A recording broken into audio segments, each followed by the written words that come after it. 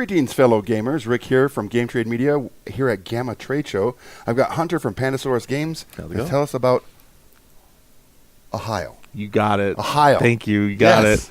He practiced a lot before we went live. So Arraial is a game we're bringing over from Mibo Games in Portugal. It's based around the Portuguese street fair of Arraial is the name of it. And what you're doing in this game, it's kind of a puzzly tetramino game here with these polyomino pieces, these little squares and stuff. The way you're organized around this little middle spinner here actually matters because that's how the pieces are going to physically drop onto your board. Okay. Like a puzzle game. Sure. So on your turn, you're going to have you're going to get an option of 3 actions, but there's only 2 things you can do. You can spin it or take a piece. Okay. And that's it. You have to take at least 1 piece a turn, and okay. what you're aiming for is to drop pieces of light colors so you can attract more visitors. So let's say it's my turn and it looks like this. I could drop this piece. You just find the matching piece, and it comes down like that. I could put it, you just drop it in wherever. Okay. And then I can, my second action, I could take another piece. I'll take that matching color, and I could drop it in like, say, like this. And since those are 2 green touching, I'll attract a green visitor. Nice. Now, as you build up a particular group, so like if I added another green later onto this group, it doesn't actually attract a new visitor, but you can get area majority. If you have the most green, you'll get this little double green meeple, which I love these little double guys. Yeah. There's 1 for each color, and that's just like an additional point score. Each of these people that comes to your party is worth a point at the end of the game. Okay. Another way to score points is if you complete rows down here at the bottom. Let's do that, and we'll do another one on top. So, like I completed this row across. This little party banner will slide up, and you'll add a little white visitor here. Those are like bonus meeples. If they stay alive at the end of the game, that sounds bad. If they stay there at the end of the game, this every round this will drop down a couple spaces, and if it hits your puzzle, if it hits your blocks, it'll go away. But if it doesn't, they'll join your party and just be extra points. Nice. And that's really the core of the game. It's just a matter of trying to build lines, build couplets of so I'm guessing the meeples that go up here are your looky-loos. Yes. Enjoying the party. They're not ready to jump in. Wanting to jump in at the end. Exactly. Okay. They're not ready to That's jump in cool. just yet. So yeah, then I would be able to do that. And if I wanted to mess with you a little bit, like if I think, okay, you can use that piece, I can always do an action to turn it. Since I have 3 total actions, and then every round you're going to reload, so you just match that yellow dot on the card there with the yellow dot there. And then you would go, and you'd have the same option. So you could turn the entire thing. You could drop pieces. So I could go drop, and I can turn this any way? You can't turn it any way. It has to drop the way it drops exactly the way it is. So that's why you're the way to turn is this. You'd have to take an action to turn it here. Yep. So I would drop this. I'm okay with that. So the way that works is just drop it in wherever you'd like there, however you want to slide it. And the cool thing is, if you wanted to drop that blue piece, we do what's called the puzzle move, where you get to drop it and slide it if you want to do the little slide. Oh, nice. But if I turned it, I only get to turn it once. You can turn it as many times as you want, but you only have 3 total actions. So you've already done 1 action to drop a piece. So if I turn this again, so I could get the blue. You could. Because the red prevents the blue from Nope, dropping. Nope, it does you not. can get the blue right now. Oh, okay. They just drops onto your board. Then, however, I would do that. There you go. So you can slide it in. There's enough space for that. So cool. So what that does is, so let's say I took those as my first 2 pieces, and I have the biggest green. Now you took those, so you have a blue. And you have the biggest blue section, so you get double blue. Nice. So right now we both have 3 points. If later I get more blue than you, I could take that double blue from you. More blue in like a contiguous element. But that would be you did no rotation, so you could rotate it again if you want. And then you can load up your pieces. So you're gonna be some yellow pieces. And you just match that yellow dot there. Yep. Cool. So on my turn, I would do something like, well, let's do this. I do the little corner piece there, and it drops in like that. Okay. And then I'll take this piece, and that drops in also like that. So I get a yellow because I connected 2, and the double yellow since I have the most yellow. And I'm not going to take my last action. You can just skip actions if you want. Okay. So I'm going to load you with 1 so you can score yellow too if you want. I'm being a nice guy. All right. So you can get some cool connections. Let's try that one. Okay. I'll take that off. So Make a line yet. I am going to. You can only turn in the direction of the arrows. Yeah. So wow, those are bad positionings. Yeah, I like it. I do not like it. I'm a fan. So I would, I'm thinking I'm just going to do this. Do that, okay. Beep, and let it drop. Sure. Here's a little corner here. All right, and I'll drop it right there. Okay. And then I will. One more action. And I already spun it. You know what?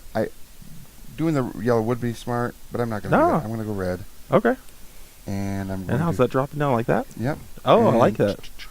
Nice. That fits in snugly. Yes. I like it. So we'll just do one more round here, and then what would you like to put in there? Reds? I'm going to go ahead and put in this red here. Okay. And this red Sure. here. Cool. So I am going to, we're going to do a double turn, Oh, no. and I'll take that piece. So that's 3 actions total.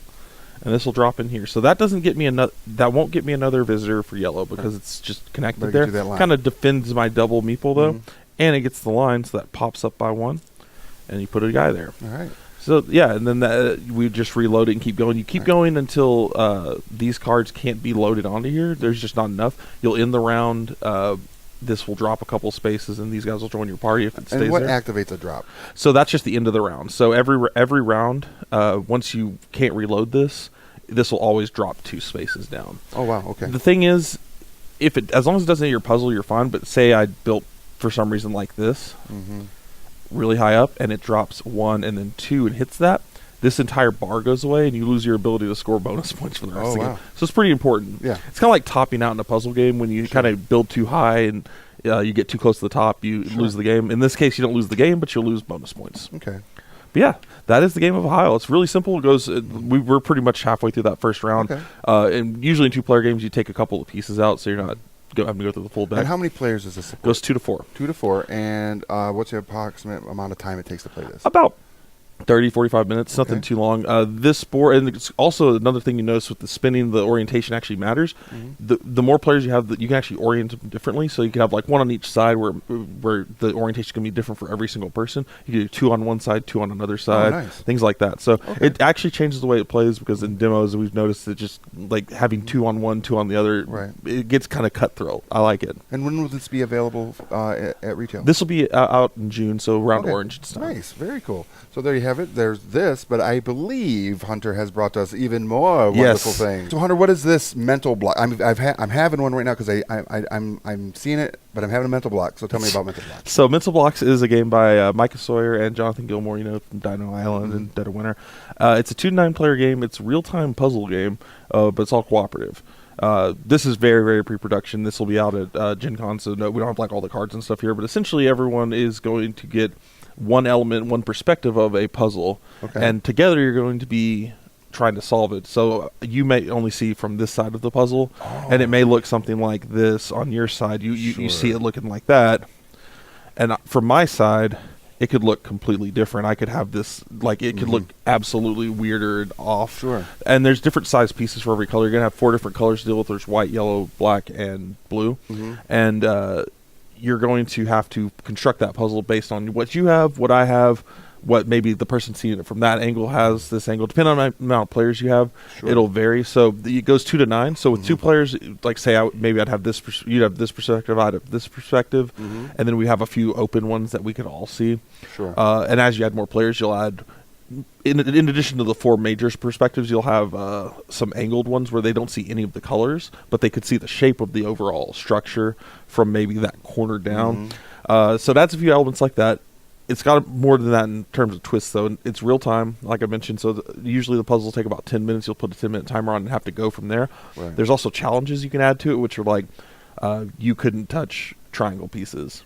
I can't touch yellow pieces. So you're going to have people having to do stuff like, okay, well, nice. let's do that. And, Okay. stuff like that. We had one before we came here where Your thumbs have to be touching. stuff like that, yeah. Nathan couldn't talk, and Nathan needs to talk, so it was a fun one. So there, that kind of an element. Then there can also be a betrayer, which is a very interesting concept in a cooperative puzzle game, especially in real time. But it actually adds a really cool twist because as a betrayer, you're not wanting to out yourself as like, oh, I'm just screwing this puzzle up. But in a puzzle game, it's kind of interesting, especially in only seeing the perspective that you're seeing. It's kind of cool to be able to mess with it a little bit and then be like, no, they're messing it up. You see, they're the ones that are truly screwing up, or trying to get them to say, oh, we got it right. And if you check the answer and you're wrong, then you lose the puzzle. Okay. And there's 60 puzzles in the box. They range from, we have 30 that are called the family puzzles, which are kind of like not super easy, but the easier side of it. And then there's challenge puzzles, there's 30 of those. So there's a ton of content in the box. And it's a real blast. We're really digging this one. Plus, it's got really cool foam blocks. Absolutely. Yeah. No, this is cool. So you said this would be out around Gen Con? Around Gen Con, yes. Okay, which is August for all of you out there. Yes, sorry. And then how many players? 4 or more? 2 to 9. 2 to 9. Yes, Okay. 2 to 9. So 2 to 9 players, and what do you guys? This will be $40. Nice. Yeah. Yeah, absolutely. And these are not like weak foam. Man. Yeah. This is some heavy duty Yeah, stuff. they'll be around this size. This is just hand cut prototype stuff, but they're going to be around this size. It fits a whole set in there plus cards. Since it's only cards and foam, we can fit a lot of cool blocks in there. That's cool. Yeah. Very cool. Well, Hunter, thank you so much for coming out and showing us all this cool stuff. Absolutely. Where can all of our viewers go to find more about Pandasaurus Games? You check out PandasaurusGames.com. Has all our games there, and then we have our social media at Pandasaurus Game on Twitter and on Facebook. Nice. There you have it, everybody. So make sure you go to your friendly local game store, too, and let them know that you saw these games here today, and they need to order them for you to have on their shelf to put on your table. All right? So I'm Rick, and I'll see you at the game store.